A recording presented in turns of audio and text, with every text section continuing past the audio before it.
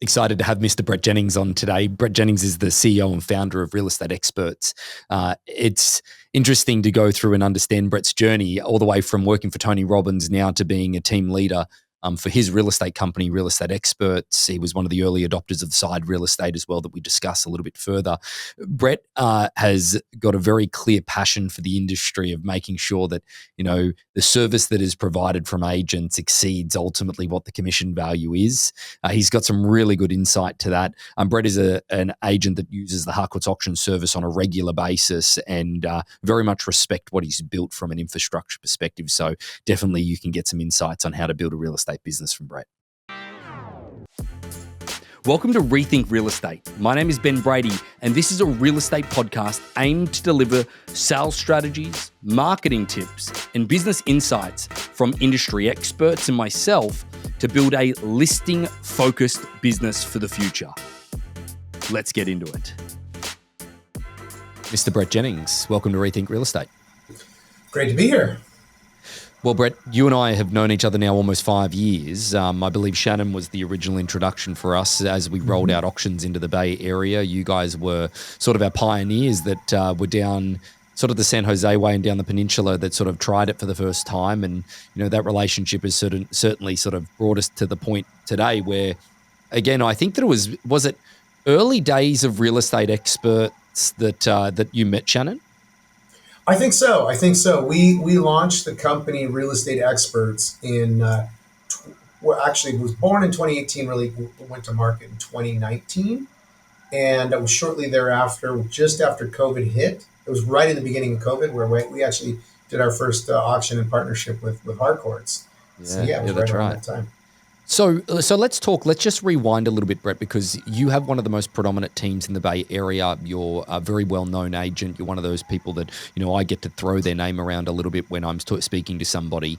And I want to talk about sort of the evolution of where you've gotten to now and the arc of your business, as you call it, is that how did we get into real estate? Who did you start with? What was the original ambition? And then now you've got a very large team. You are one of the largest team inside real estate in their company, and in the country.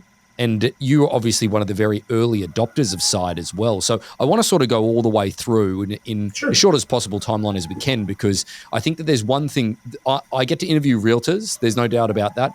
But I don't get to interview as many entrepreneurs as what you are from the business structure perspective, from the team structure perspective, that I and again, this is a horrible thing to say for some previous people that have been on, but I thoroughly respect what you've built versus what other agents do, which seem to just throw shit against the wall. Okay, and see what sticks. Yeah, that's right. It definitely, there's some major learning lessons. I think in the beginning stages, a lot of people do, throw it at the wall and see what sticks. But for me specifically, and interestingly enough, right, there's very few people I think who've made their foray into real estate as a conscious intention. For the majority, probably 90% or greater, real estate's a fallback. It's a plan B. They tried their hand at many other things, and you can make a good living or career at real estate, and then there's a certain percentage of people just have the right mix or DNA for it and end up doing really well. For me, I've always been a serial entrepreneur. I grew up.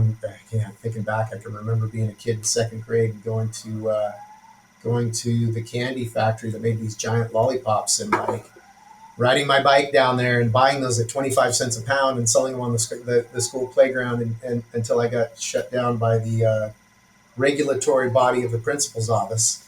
I didn't like my entrepreneurial spirit, but. No, for me, I came out of college. Started my first business was vending machines while I was in school. I had the good fortune after I got, just as I finished college, to attend a Tony Robbins seminar. I was on his mailing list because that was actually what got me to start my first business. I had a brother who had heard of him. And that really got me focused and started my first business in college. After college, I got an invite that he mailed me to one of his live events. And I did the Firewalk here in San Francisco. Right. And that event, that experience, I was like, man, this guy's amazing. He's doing some incredible stuff. And I want to work for this guy. And so as chance and fate would have it, 7-8 months later, I was working for him. I was traveling the world, spent 2 years, up to 200 days on the road, with them, producing the seminars and doing the firewalks and all that stuff. Amazing experience. For learning, growth, development, mindset. Most people think of him as a motivator, but really what he's an expert in is modeling. And that's Right. the basic principle, right? That if you want to create success in any area, find someone who's getting like elite, remarkable results, and don't just model what they do, model their psychology and then their activities, and you really, that will take legs. So I took that formula. I started a financial services company as my first business after working from him in the early 2000s, and we were forming corporations and LLCs for business owners and real estate investors. Right. And 3.5, 4 years into it, typical profile was a guy in their 50s that owned a dozen or so rentals. They had a good job. They weren't all doctors or lawyers, but they had 7-figure net worths and 5-figure passive monthly incomes. And it was very consistent. I saw that. I said, you know what? I'm in the wrong business. I shouldn't be selling corporations. I should be in real estate. Yep. I should be an investor. And I didn't have enough money to start to be an investor. At least that was my thinking at the time. So I'm like, okay, let's go. Let's jump into real estate. Decided to get in on the mortgage side because I had a skewed perception or idea in my mind of what I thought realtors were. I thought they were something like what you saw on that show Modern Family. There was a character in there, Phil Dunphy, just kind of a goofy guy. Like that was my perception of realtors. So I said, don't want to be that guy. I'll go into mortgage. I can work banker's hours and thought it would be great. And that was late 2007.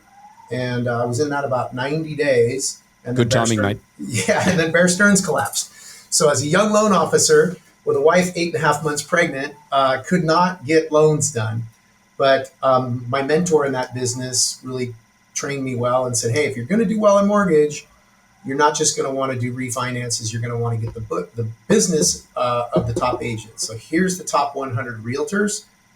Call them all, go pursue them, and get after it. So I did. I called 42 of the top 100 agents in the county, and I called all 100. I met with 42 of the top 100. It took me 2.5 months, and out of that, I landed accounts with 5 of the top 20. Right. And then I'm trying to do loans, and Bear Stearns collapses, and one of the agents says, "Hey, you know what, kid? You're pretty smart. You're sharp. You're aggressive. I think you would do well in real estate. And if you can't get loans done, join my real estate team." And so that was my back door into real estate. I did, I think, 12 transactions that first year. He left the business at the end of that year to go build homes, which in 2008 probably wasn't the best move for him. Strategy. But it put me in a place where, here I am, 1 year in, I've got some experience under my belt. I got to figure it out. Short sales arrived on the scene. I ended up doing one of my first distressed property transactions there. And I was committed to helping this gal. Fortunately, from my previous business in forming corps and LLCs, I had brokered some hard money loans. So I knew a little bit about the foreclosure process, probably a lot more than most agents did. And I got my first short sale done in 5 weeks. The second one I got done in like 6 weeks. And then I got a call from the title company. And they said, hey, we are starting to get a bunch of these short sales like stacking up in our office. We haven't seen them since the 90s. You seem to be figuring it out. You're getting them done quickly. Most agents are taking 4, 5, 6 months to get them done. Would you teach a class with one of our escrow officers on how to do these things? I said, well, I'm not an expert, but I'll share what I know.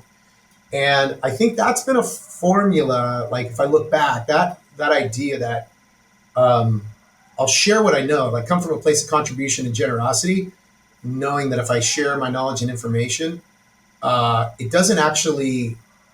Some people come from a scarcity mindset, especially in this business. It's like, oh, if I share my trade secrets, But I did that. I taught 4 classes, and literally at the end of every session, it was a different Coldwell Banker and Keller Williams. At the end of every one of those, I had standing room only, and 30 people would come up to me with their card and say, "Hey, Brett, here's my card.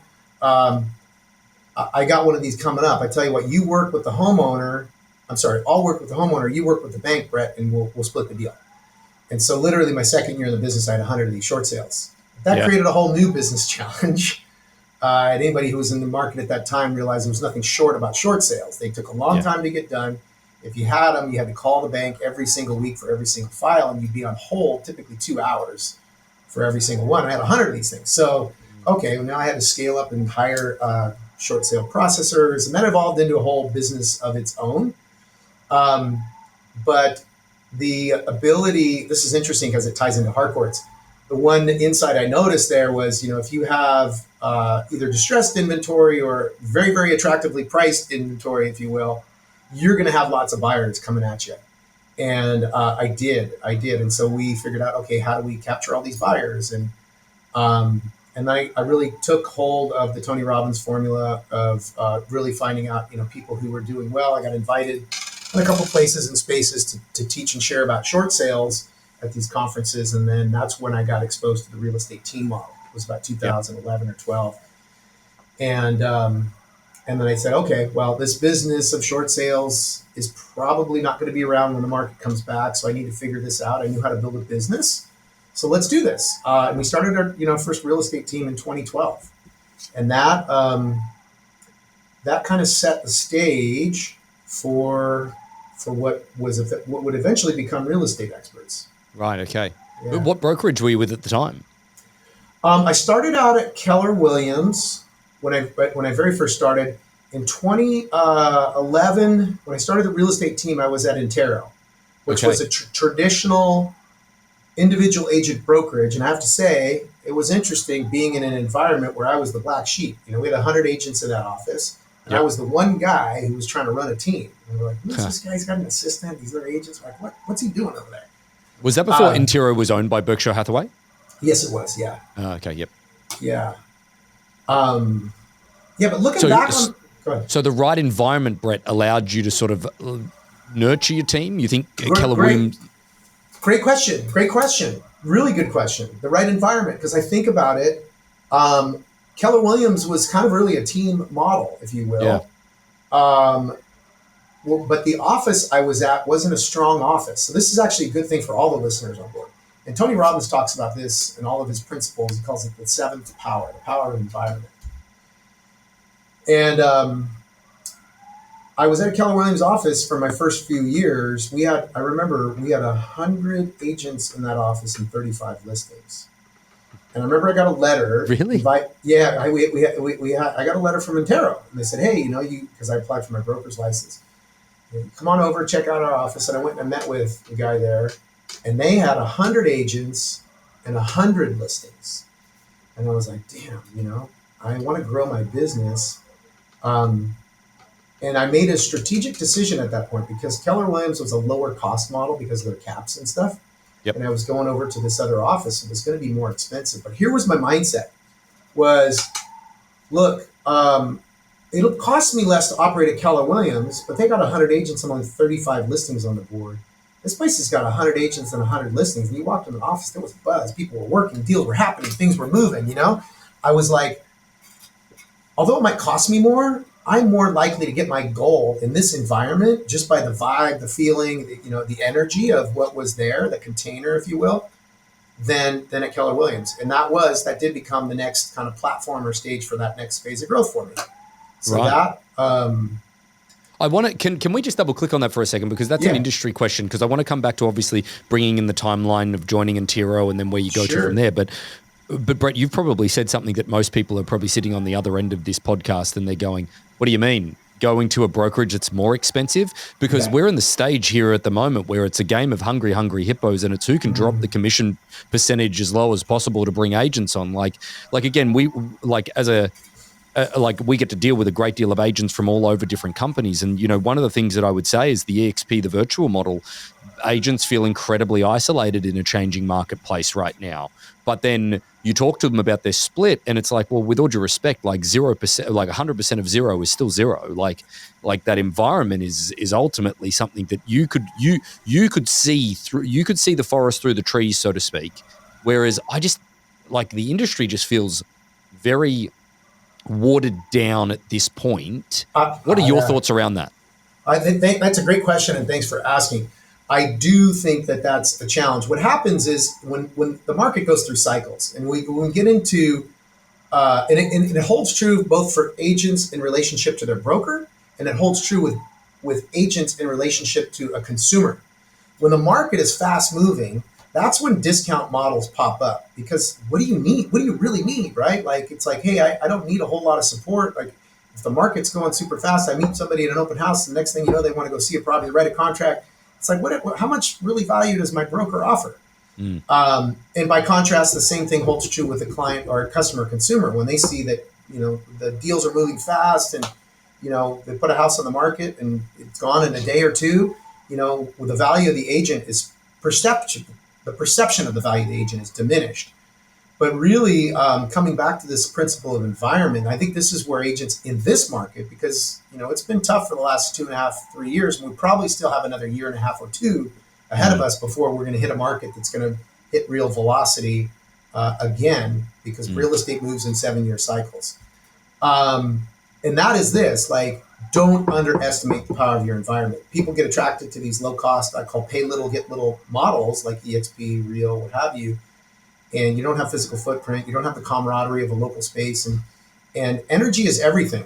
And everything is energy. So environment, this was a Gary Kellerism. I heard him say it. I have an audiographic memory. I have somebody say something. I can remember it verbatim years later. I remember hearing him say, he said, if you're giving it all you got and you're just not getting to that next level, you're missing something.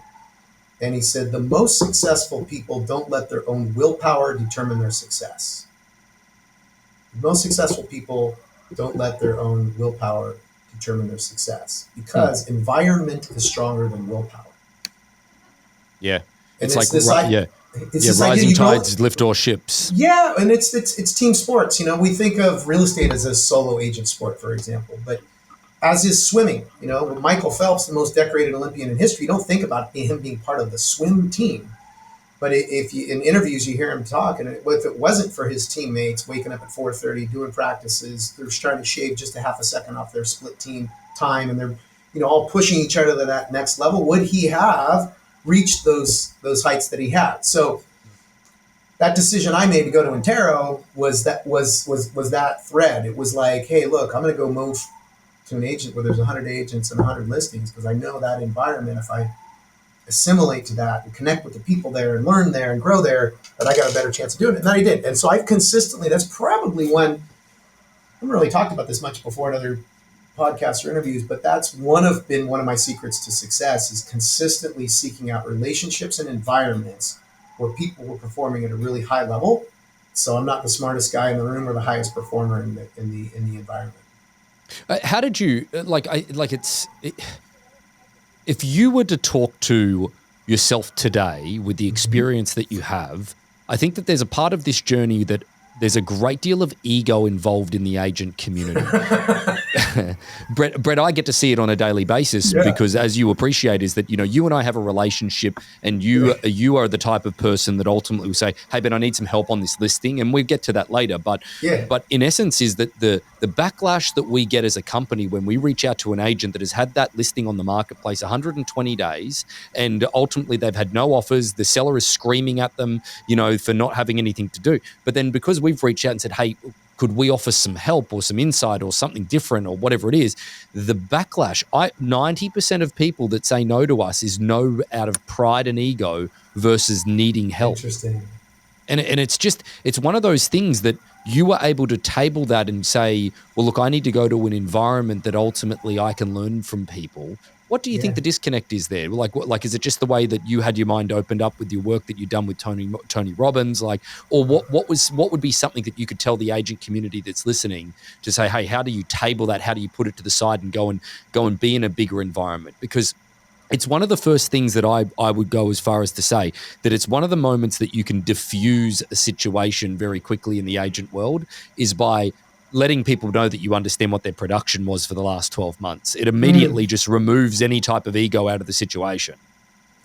Yeah. I mean, you touch on something that's really important there, and it's really, where did I get that from? I think it was probably ingrained in me with the work I did with Tony Robbins, was that, like, the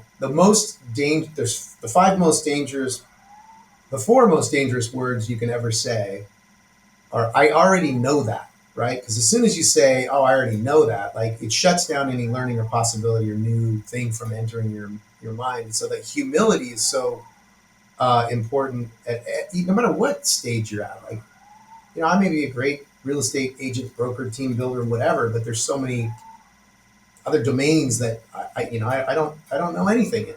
And so I think that level of humility is super important because it keeps you in that place of a beginner's mind and constantly being learning based.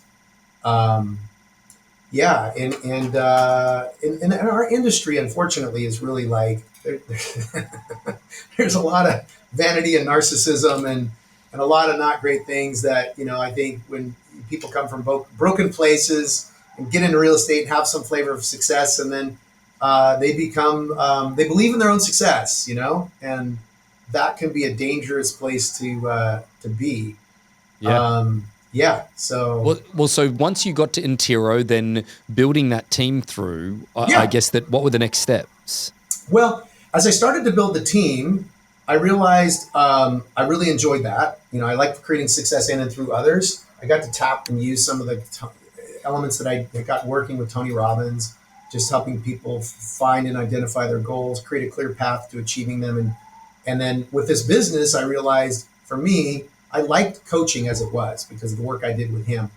And this business was a great vehicle for that because not only could I coach someone, but I could give them an opportunity and a path to achieve those financial goals and things. And there's certain measurables with activities that we can see to do that work. And so for lack of a better word, the building a real estate team just became a vehicle for me to do coaching Yep. and coach and mentor agents. And I took the focus off myself and I put it on other people because one, that was where I was finding fulfillment, but two, and that there's a J curve there, we call it, or a dip, right? Anytime you go to grow from one stage to the next, whether it's from a solo agent to a team or a team to this team rich model we did, you're going to need to like hire people and you got to like put in more systems, whether it's lead generation systems. And guess what? Your profitability goes down and you got to invest all this time. And for a little while, you're making less money. And people have to have kind of a little longer, not have a little, they need to have a longer range vision of what you want to create in your life. Otherwise, like they get halfway through it and they get caught in what we call the messy middle, between where you are and where you want to go. Because if you want to grow to that next level, it's going to take investment of your time. It's going to take investment in people. It's going to take investment of resources and money. And you got to see that through. And I think most agents are so transactional. They're just looking for that next deal to get that next paycheck, to go on that next vacation, that they don't do that. So I find it's probably only about 3 to 5% of agents really probably have like, I don't know, the desire, the aptitude to really kind of be a team leader, broker, builder. I think, it's a rare. Aptitude is definitely I think the right word to use, in the sense that it seems to be a natural fit for you in what you did. So as you made the transition of building your team from an infrastructure perspective, how did you set it up? What was the setup like? Yeah, well, it's really 3 things. When you need to scale a real estate business, if you want to go from a few $100,000 to $1 million, no matter what market you're in, you're going to need 3 things. You're going to need you're going to need administrative support. That's the first thing that you add, right? You max out your own capacity and generate as much business as you can until you can't handle anymore. Then you add some administration. So that would be an assistant at first. Second to that, what you're going to want to do is add more lead generation, so more marketing. So if you want to grow your business, you should be investing at least 10% of your commissions back into marketing and lead generation. And don't set the standard that, if I get a deal from it, it's worth it. Measure the marketing dollars you spend and the return on investment that you get, so you can be intelligent about where you place your bets, if you will. And once you, again, start generating more leads than your system can handle, now it's time to hire additional agents, probably starting with buyer's agents. And then eventually, you grow to, you have several buyer's agents and a listing agent. And I find probably the biggest mistake that a lot of agents who aspire to grow a team do is they don't form a team, they form an entourage, right? They don't hire by intention, they hire by proximity. They get a little too busy and they bump into somebody at the copy machine. They're saying, man, it's 10 o'clock, it's 8 o'clock on a Friday night and I'm making copies because I'm so damn busy to do all these deals. Hey, can you help me out? And they hire somebody by chance, by choice, by proximity. rather than being intentional about who do I really want to have on my team and why do I want to have somebody on. You should know what you want to offer, and you Yeah. should have something to offer. So um, I always say, like, focus, if you're newer to the business, focus on the buy side, dial that in, take a year or two to really master it, then start working on the listing side. And once you're one listing a month, and you still have some buyer business, you're probably ready for a buyer's agent. And then Right. you'd add one buyer's agent per month for every additional listing per month you get. Why do I say that? Because a listing well marketed will bring at least one additional buyer and potentially an additional listing. For sure. So that was like kind of the early climb, and that'll get you to 40 to 60 transactions a year. Yeah, yeah, indeed. And then, Brett, when was the segue into, because you were one of the early adopters to Side Real Estate. So how was that introduction made? And Side was a San Francisco-based company. Yeah. I think you were one of the early founders of it all. Yeah, great question. It was 2017. I started the team in 2011. So 6 years in, we were growing to about 8 agents, and we were doing 120 transactions a year or something. And I was thinking, this business might be worth something at some day. And if it is, my value as a business is probably greater if I was a brokerage. Yep. That would have my own name and flag rather than a team at a brokerage. So what are those options? We looked at EXP, and we actually were there for a short period of time. And Side came along, and they were a new player in the space. We're this technology platform. We're going to help you create your own brand. We'll handle all the back office legal administration and compliance, and help you, go to that next level. And so they were the right partner. The genesis of that, really interestingly, I was at Keller Williams building the team before I came over. And it was something Gary Keller said to me that caused me to leave Keller Williams, not because he said anything bad, but I was frustrated because I would take an agent and take them from either brand new, or they were doing 2 or 3 deals a year, and I'd add leads to them, and I'd coach them and teach them great systems and how to convert buyers and sellers and get them to producing 20 or 30 transactions. And then they'd say, "Hey, Brett, it's been awesome after 2 years. You've taught me a lot, and I think I'm just going to leave the team and join the brokerage." And so I would go from, making $50,000 to $100,000 a year on that team member to Keller Williams had a profit share thing. Maybe made like $2,000. Yeah. And it was tough. It was tough. I was like, dang it, man. I put all that time and effort into that person. And Gary Keller, in one of his things, said to me, your role as a leader is to consistently expand your world, because my people were leaving. He said, your role as a leader is to consistently expand your world so that your best people can fulfill their greatest ambitions within it. And that's what really caused me to make the leap from a team at Keller Williams, because I was like, okay, well, I need to be the broker. I need to be able to have a container, a space, a brokerage, if you will, where I can have a team. And once people on my team a couple of years and they're making $250,000 or $500,000 a year, they want to be an independent agent, great. Let's take you over to the brokerage side, and instead of making as much money, you generate your own business, and we make a little less, but we're still in partnership. Yep. And that was a great model. Yeah. Well, I think that there's a part of this as well, though, like from the leadership of there's all good and well to build a business, but then seeing it through a transition, because let's talk more specifically about your marketplace, which is the Bay Area, Northern California as a whole, is that the Bay Area itself has been known for a marketplace that has moved really quickly and been very resilient for a long period of time, based on the fact that, the technology money is there, the venture capital industry, some are saying that even the AI industry is one of the reasons that the Bay Area will be saved from a real estate perspective. I think they're more referring to San Francisco more than they are down the peninsula further. But the thing that I've always seen, though, still with the Bay Area, is that you and I have seen this for the last 5 years together, is that there's still certain properties at particular times in particular parts of the market that just don't sell or don't transact or don't have as much interest. And at the moment, there's definitely a bit more of a shift in the Bay Area where days on marketplace are increasing, other things are happening. And to be honest, is that we've dealt with hundreds and hundreds and hundreds of agents in the Bay Area. There's probably only a few that have ever been really consistent, regardless of the marketplace, to make sure that they've got other tools in their tool belt to offer their sellers. There's yourself, and there's a few of the others that we deal with locally as well. But The thing that I'm seeing in the Bay Area is that the agent in the transition of more days on market, they're a little more panicked than anywhere else in the country because their days on market have never been really as high as what they have been. But your Mm-hmm. team still seems to be able to progress in that market and understand that market. I think part of it is having been through a few market cycles, and my career was born kind of in the big crash, so we've never, knock on wood, seen anything quite that bad before. So everything else for me kind of is in comparison. But I think what you touch on is, with the changes in the market, agents have to adapt, right? You have to come to the market with new strategies and new innovations.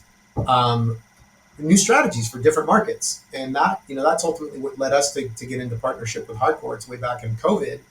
A really great property. Our first one that we did together was the former home of John Sobrato, who's a big, well-known developer in the area. And it wasn't selling. And we decided to take a chance with Harcourts, and that was a strategy I knew would work based on the fact that I knew what dramatic price reductions had done when my short sale days. Like, it was always a matter of pricing when it comes to selling a house. There will be a buyer at some price in the market. We need just to find that, and that was a really efficient way to do it. But I think that agents in general, they either get comfortable or set in their ways, And if what you're doing, this is a Tony Robbins thing, like, if what you're doing is not working, change your approach. Like, find a new path, find a new way. Don't be afraid to take a risk and do something different, because there is no learning. There's winning and learning. There is no losing. It's winning and learning. There is no losing. And that growth mindset is really, I think, important to just to keep in mind, and keep your mind open to be able to find different paths forward in the market on things. Yeah. Real estate experts, Brett, is that what's the 5 years from now, 10 years from now, what's the goal? What's the deal here? I love that question. And I'm going to give you an answer. It's a vision, and it's beyond the container of this company. I really have a passion and a desire to change the real estate industry. I think that the short-sighted transactional thinking that's dominated our industry for so long, its time has come. I mean, I think consumers demand more. There was a story I didn't share, but what started my career, my first week and first day in real estate. There's a guy, Alan Dalton, who used to run RIS Media, was the head of president of Realtor.com for a period of time. He did a training in my first week in real estate. I remember it, like what he said. He stood in the front of the stage. He said, the problem with the real estate industry is that the consumer's general perception of a real estate transaction is that it's a fee-inflated event to perpetuate an inefficient industry. I was like, damn, that does not sound good. He said, can you say that again? Yeah, say that again. The problem with the real estate industry is that the consumer's general perception of a real estate transaction is that it's a fee-inflated event to perpetuate an inefficient industry.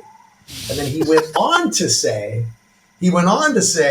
when consumers are surveyed, and this is true about their perception of salespeople, among all the different types of salespeople, they're one step above used car salespeople in their level of trust and respect. And I'd sold the business in financial services to get into real estate at the time. I was like, crap, this is what we're coming into. But I mentally, this kind of ties back to your question, like, what's the future of real estate experts? At that time, 17 years ago, I put a flag in the sand mentally. I'm like, damn it, I'm going to figure out a way to deliver real estate services such that the value we bring far exceeds the commission we're paid, so that our value is never questioned.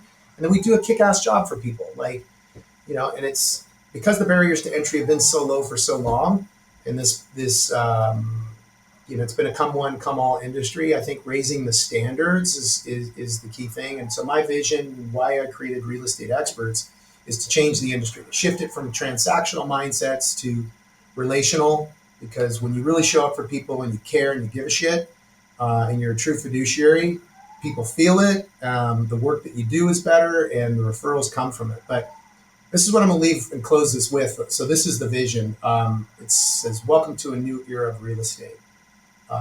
We're not just a team, brokerage, or real estate company. We're a movement redefining what it means to succeed in real estate. We're creating a place where agents, brokers, and team leaders converge. Here, transactions create transformation, and high production is driven by a higher purpose. We believe in leading with authenticity, integrity, and achieving success from the inside out, and growing businesses aligned with our values. We embody collaboration, compassion, and heart-centered hustle. Together, we're elevating the real estate industry into a force for good.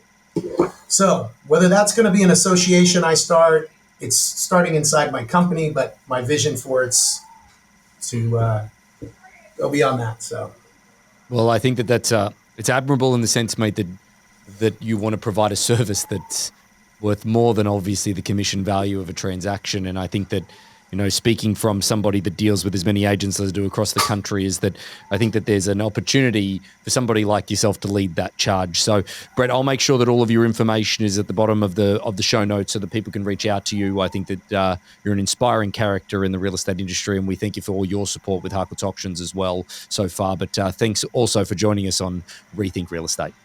thank you for having me. So about 75% of our audience hasn't liked, followed, or subscribed to our podcast. It would mean the world to us, and it would help this podcast more than you know to expand our reach if you were to like, follow, or subscribe on any of the platforms that you're watching or listening on. Thanks again.